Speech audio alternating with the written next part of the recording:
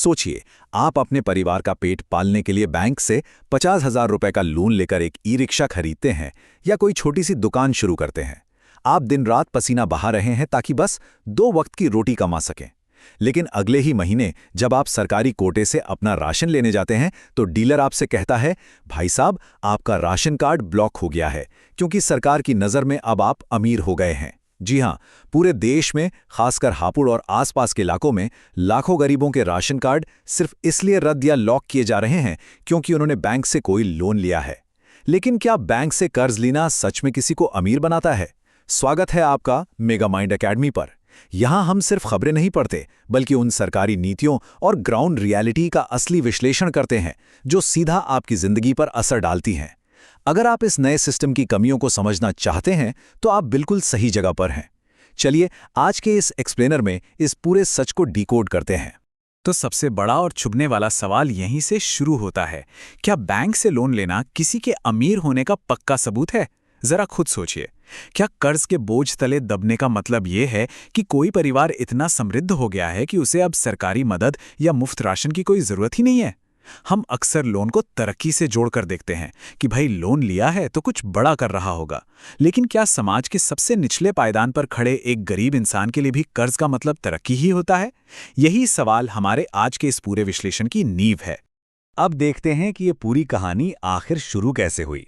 दरअसल हापुड़ और उसके आसपास के इलाकों में राशन कार्ड धारकों का एक बहुत बड़ा डेटा वेरिफिकेशन अभियान चलाया गया। प्रशासनिक नजरिए से देखें तो सरकार का मकसद बिल्कुल साफ और नेक था। सरकार का लॉजिक ये है कि सिस्टम से फर्जी लाभार्थियों को हटाया जाए। जो लोग इनकम टैक्स भरते हैं या जिन्होंने 4 व्हीलर खरीदा है, उन्हें मुफ्त राशन की लिस्ट से बाहर किया जाए ताकि असली हकदारों को उनका हक मिले। और इसके लिए उन्होंने सहारा लिया टेक्नोलॉजी का। आजकल आपका आधार कार्ड हर जगह लिंक है ना, तो सरकार ने आपके पीडीएस यानी राशन कार्ड के डेटाबेस को सीधे बैंकों और सिबिल के साथ जोड़ दिया। अब ये नया एल्गोरिथम और सॉफ्टवेयर काम कैसे कर रहा है, इसे स्टेप बाय स्टेप समझते हैं। स्टेप 1 में डेटा वेरिफिकेशन का काम शुरू होता है। स्टेप 2 में एक कंप्यूटर एल्गोरिथम आपके राशन कार्ड की डेटाबेस को सीधा आपके बैंकिंग डेटा के साथ स्कैन करता है। और फिर आता है स्टेप 3, जो सबसे खतरनाक है। जैसे ही इस एआई या सॉफ्टवेयर को पता चलता है कि किसी राशन कार्ड धारक के नाम पर कोई एक्टिव बैंक लोन चल रहा है या कोई ईएमआई जा रही है, वो बिना कोई सवाल पूछे आपका राशन कार्ड रेड फ्लैग करके लॉक कर देता है। मशीन के लिए बस इतना जानना काफी है कि आपके सिर पर कर्ज है। उस कर्ज के पीछे की आपकी मजबूरी क्या है, ये जानने की कोशिश ये सिस्टम बिल्कुल नहीं करता। इसीलिए ये कहना बिल्कुल गलत नहीं होगा कि समृद्धि की क्या शानदार परिभाषा गढ़ी गई है। मतलब एक मशीन ने एक झटके में यह तय कर लिया कि सिर पर कर्ज है मतलब इंसान अमीर है। दोस्तों, आगे बढ़ने से पहले मैं आपसे एक सीधा सवाल पूछना चाहता हूं। एक आदमी जिसके पास खाने के पैसे नहीं है, वो अपनी पत्नी के गहने गिरवी रखकर या मुद्रा योजना के तहत छोटा सा लोन लेता है, तो क्या कर्ज लेने से वो आदमी अमीर हो गया या वो कर्ज के बोझ तले और दब गया? आपकी नज़र में सरकार का ये नियम सही है या गलत? अपनी बेबाक राय नीचे कमेंट सेक्शन में तुरंत लिखें। और हाँ, अगर आपको लगता है कि मेगा माइंड एकेडमी ऐसे ज़मीनी मुद्दों को सही तरीके से उठा रहा है, तो इस विश्लेषण को अभी लाइक ज़रूर कर दें। आपका एक लाइक इस आवाज़ को सिस्टम तक पहुंचाने में बहुत मदद करेगा। अब वापस आते हैं सिस्टम की सबसे बड़ी खामी पर। देखिए, नीति निर्माताओं से यहाँ सबसे बड़ी चूक ये हो रही है कि वो क्रेडिट वर्दीनेस और सच्ची समृद्धि के बीच का फर्क ही भूल गए हैं। सिस्टम का मशीनी तर्क क्या कहता है? वो कहता है कि अगर कोई व्यक्ति हर महीने बैंक की ईएमआई भर सकता है या बैंक उसे लोन देने के लायक समझता है, तो वो इतना गरीब कैसे हो सकता है कि उसे मुफ्त राशन दिया जाए। लेकिन हकीकत में कर्ज को कमाई या एसेट समझने की ये सबसे बड़ी भूल है। बैंक से लोन मिलने की क्षमता होना इस बात की गारंटी बिल्कुल नहीं है कि उस इंसान की जिंदगी में खुशहाली आ गई है। अगर हम पश्चिमी देशों और ग्रामीण भारत में लोन लेने के तरीके को कंपेयर करें ना, तो आपको जमीन आसमान का अंतर दिखेगा। विदेशों में या हमारे ही बड़े शहरों में लोन अक्सर लाइफस्टाइल को अपग्रेड करने के लिए लिया जाता है, जैसे कोई बड़ी कार खरीदना या नया घर लेना। लेकिन भारत के ग्रामीण और कस्बाई इलाकों में एक गरीब के लिए लोन कोई लग्जरी या स्टेटस सिंबल नहीं है। यहाँ लोन पूरी तरह से एक सर्वाइवल टूल है। ये घोर लाचारी का दूसरा नाम है। अमीर इंसान लोन तब लेता है जब उसे अपनी संपत्ति बढ़ानी हो, लेकिन एक गरीब बैंक की चौखट पर तब से टेकता है जब उसके पास जिंदा रहने का कोई और रास्ता नहीं बचता। ग्राउंड रियलिटी क्या है? एक गरीब आखिर कर्ज क्यों लेता है? इसके पीछे रोजमर्रा के गहरे संकट होते हैं।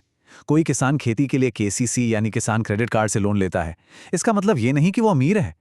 कई महिलाएं सेल्फ हेल्प ग्रुप्स या मुद्रा योजना के तहत सिलाई मशीन या पापड़ बनाने के लिए 20-30 हज़ार का लोन लेती हैं, और आज उनका भी राशन कट रहा है। कई लोग परिवार में गंभीर बीमारी के इलाज के लिए पर्सनल या मेडिकल लोन लेते हैं, या फिर बच्चों की स्कूल फीस और बेटी की शादी के लिए कर्ज उठाते हैं। एसी कमरों में बैठकर ये सॉफ्टवेयर बनाने वाले शायद इस जमीनी हकीकत और इन मजबूरियों को पूरी तरह नजरअंदाज कर बैठे हैं। अब इस पूरी स्थिति को थोड़े रणनीतिक नजरिए से देखते हैं। हमारी शासन प्रणाली में एक बहुत बड़ा शिफ्ट आ रहा है। हम एक कल्याणकारी राज्य से बड़ी तेजी से डेटा संचालित राज्य यानी डेटा ड्रिवन स्टेट में बदल रहे हैं। हर चीज लिंक हो रही है। कागज पर यह आइडिया बहुत शानदार लगता है कि इससे एडमिनिस्ट्रेशन फास्ट होगा, ट्रांसपेरेंसी आएगी और भ्रष्टाचार रुकेगा। लेकिन समस्या तब खड़ी होती है जब आप सिर्फ एआई और कंप्यूटर सॉफ्टवेयर के भरोसे गरीबों का राशन बंद कर देते हैं, वो भी बिना किसी फिजिकल वेरिफिकेशन के। जब नीतियां बिना किसी मानवीय पहलू के लागू होती हैं तो रिजल्ट ऐसे ही डरावने आते हैं। और यहीं पर यह बात बिल्कुल सटीक बैठती है कि डेटा के साथ सबसे बड़ी प्रॉब्लम यह है कि इसमें कोई सहानुभूति, कोई एम्पैथी नहीं होती। डेटा बहुत एफिशिएंट हो सकता है, लेकिन उसके पास भावनाएं नहीं होती।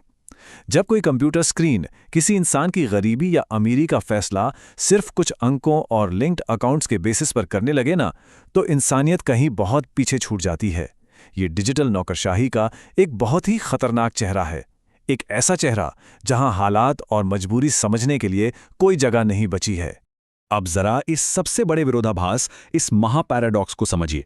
एक तरफ सरकार की सबसे बड़ी प्राथमिकता है वित्तीय समावेशन यानी फाइनेंशियल इंक्लूजन। जनधन खाते खोले जा रहे हैं, रेहड़ी पटरी वालों को लोन दिया जा रहा है ताकि वो आत्मनिर्भर बने। सरकार खुद कह रही है कि लोन लीजिए और अपना काम शुरू कीजिए। लेकिन दूसरी तरफ वही लोन उस गरीब के घर का राशन छीनने का कारण बन जाता है। मतलब एक डिपार्टमेंट कहता है कि लोन लो और जिंदगी सुधारो, और दूसरा डिपार्टमेंट कहता है कि अगर तुमने लोन लिया तो तुम्हारा खाना बंद। इस पूरे कंफ्यूजन का सबसे बड़ा खामियाजा आखिर में हाशिए पर खड़े उस आम इंसान को ही भुगतना पड़ रहा है।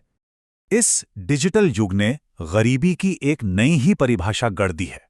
पहले हम मानते थे कि जिसके पास आय नहीं है, संपत्ति नहीं है, जो भूखा है, वो गरीब है।